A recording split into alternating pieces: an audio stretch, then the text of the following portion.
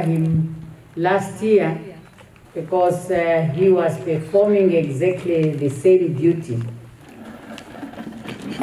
Honorable James Werukwa, Governor of Tsumkwe region. Honorable James Hausiku, Councillor for Tsumkwe constituency. The Chief of the area, Chief Mbam. I would like to introduce, in recognizing our guests, those who are here showing solidarity with us in our journey for food production. You might have seen some, but I want, as I'm recognizing them by names, for them to stand. It has never been done when you are doing salutations, but these are very special people. They are doing a special job among us, which has an impact not only to us in the Tsumkwe community, but Namibia at large. I want to recognize Ambassador Rafina Chikawa, the Dean of the Forum of African Ambassadors to Namibia, and Ambassador of the Republic of Zimbabwe. You remain standing, Ambassador.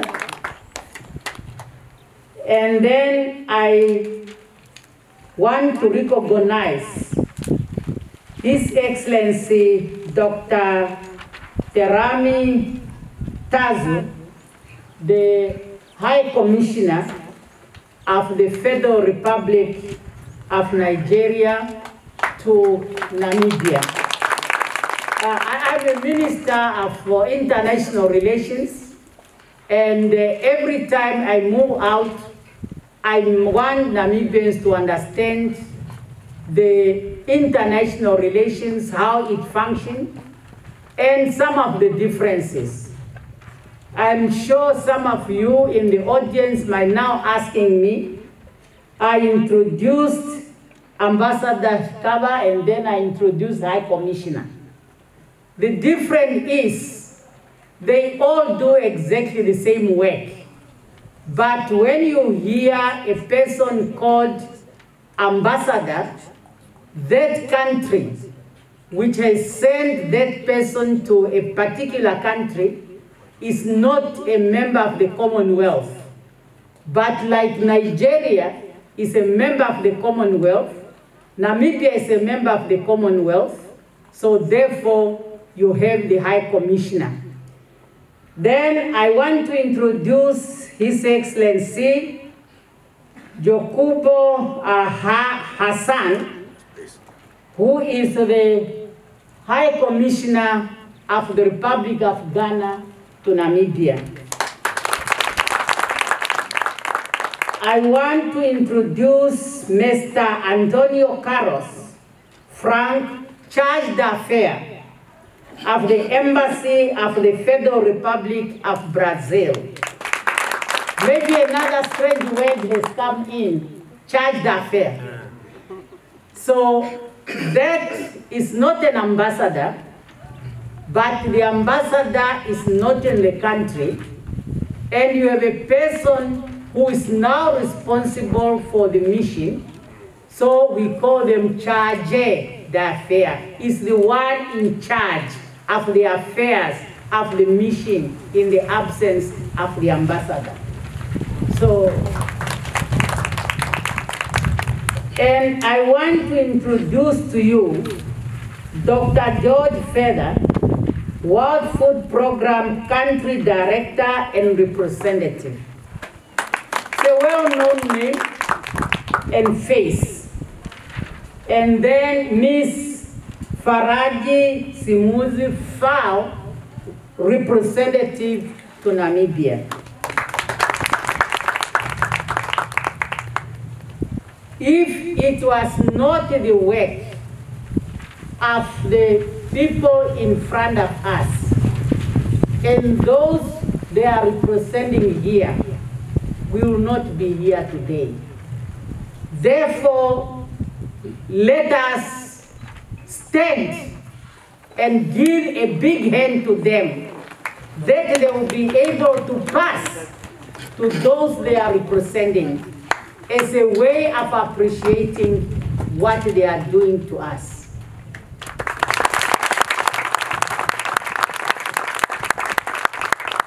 Thank you very much, our partners. We really appreciate your work, and all the statements you have made today are giving us assurance. Let us be seated. Director of Ceremony, as it was said by those who spoke before me, today is another day where we are underlining the importance of integrated community-based food project in our country as a way that will enable us to benefit from decisions taken at the international level, particularly in this case, the UN Sustainable Development Goals, or what is well known as Vision 2030, where, among others, there is a demand for us to make sure that by the year 2030, there should be zero hunger in the world, there should be zero poverty in the world. The same sentiments are found in the AU Agenda 2063. So therefore, as you are all aware, closer to 6 months, we were here and launched this project. Exactly it was on the 8th of August, 2021. The purpose is to ensure food security in order to assist the communities around, with special attention as we are starting the project with the mothers who are being attended here at the clinic. Today I'm happy that the FAO has announced they are coming on board by bringing in another component of us ensuring that it is really integrated, and protein is one of the elements that is required in addition to all minerals and vitamins that we are getting from the vegetables that are being produced in this project at Tsumkwe. As I mentioned at the launch of the project, I want Tsumkwe to become one of the centers of food production in the country. And I still believe that nothing should stop us to do that. It's true, as Mr. George has said, that from last year, the garden was looking good and people have harvested. We came at the time when there's new plants which are still looking good in their infancy, which is a promise that again the harvest is going to be good. As we know, nutrition is what you need every day throughout your life. As we are proceeding with the project and appreciating the support that is committed by our partners, we have to grow it in a way that at every stage we'll be able to harvest one or two of the product, so that when it's a season for cabbage, then we harvest the cabbage. If it's a season for carrots, we harvest the carrots. And I'm sure with the expertise that is coming in, as mentioned by our governor, that particular plan will be in place. 8th August is only 6 months. And agriculture is not an easy activity, and no one expects miracles. And that's why, as a promoter of this project, I am happy with what I'm seeing. However, I'm asking for more to be done, and it should be done. I thank the World Food Program, Ochodonjupa Regional Council, and Tsumkwe constituency, who are really playing their part in ensuring the success of this project. This initiative, which is sponsored by the African Group of Ambassadors and the Embassy of the Federative Republic of Brazil, I'm in Africa, my sincere apology. My thinking now is thinking of when you talk about African group, then Brazzaville comes in. But you know, Brazil is our neighbor. Do we know that? Namibia. We know that Brazil is our closest neighbor. And it's not, we really appreciate that seeing themselves to partner with the African group. We appreciate it, Chaje.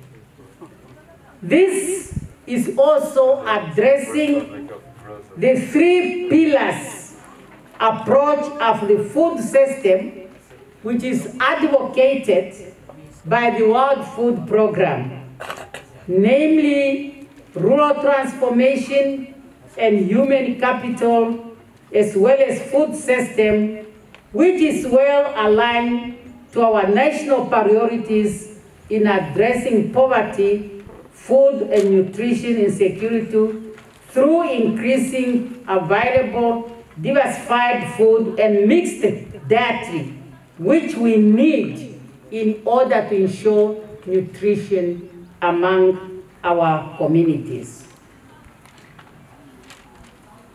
Director of ceremonies, you have the governor, you have the councillor, you have our partners, as I mentioned. But this project can only be successful for us to fight hunger and poverty if the community own this project. The people I mentioned above will never be there all the time, but the community will be here on day-to-day basis. And they are the ones who must make this project to run.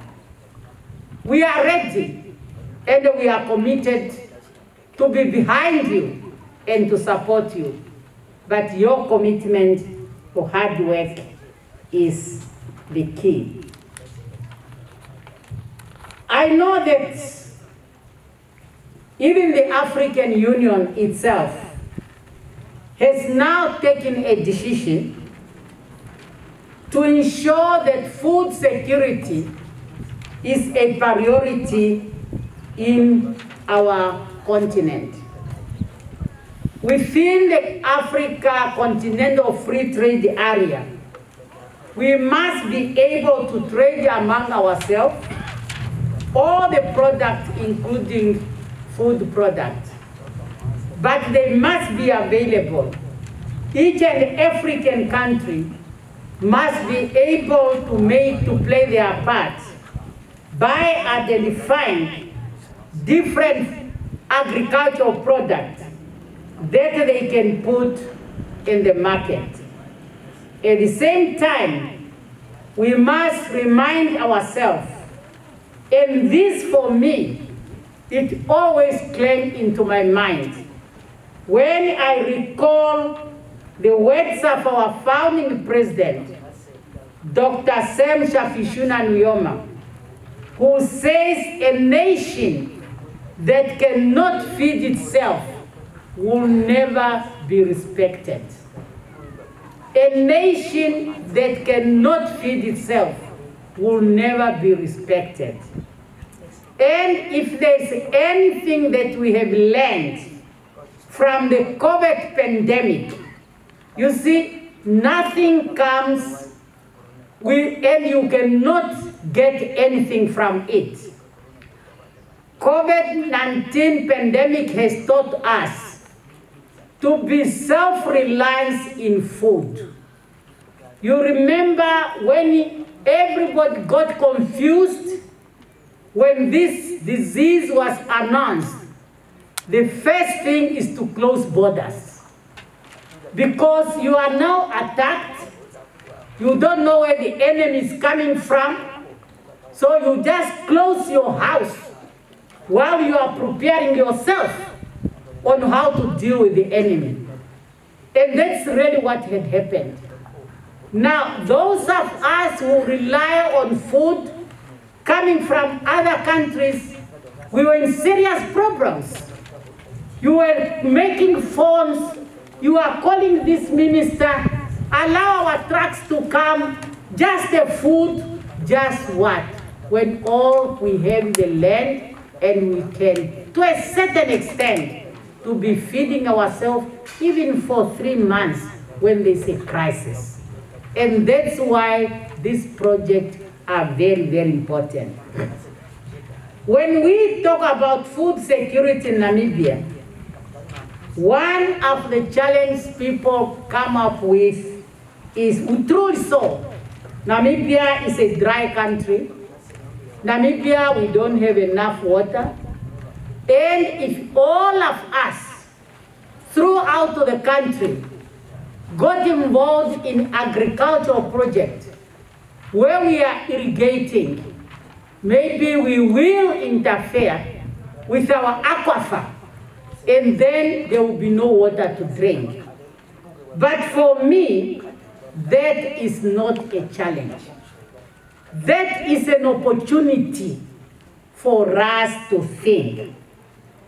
Africa has on record that the African continent has enough water that can be used within the continent for Africans to produce their own food. Governor here mentioned that there are ways that we can use in order to get water into our country. Again, our founding president, a visionary leader, from day one of our independence, has been talking about us to get water from DRC. Our governor is just coming from DRC, I don't know, maybe a week or 2 weeks ago. And he was literally, you can argue, staying in Congo River. Because that hotel where he was staying, the river was just like this. I don't know what he was thinking when he was there. But he was literally swimming in the Congo River. And I believe when he says we must look at some means of having water, he must be thinking of that.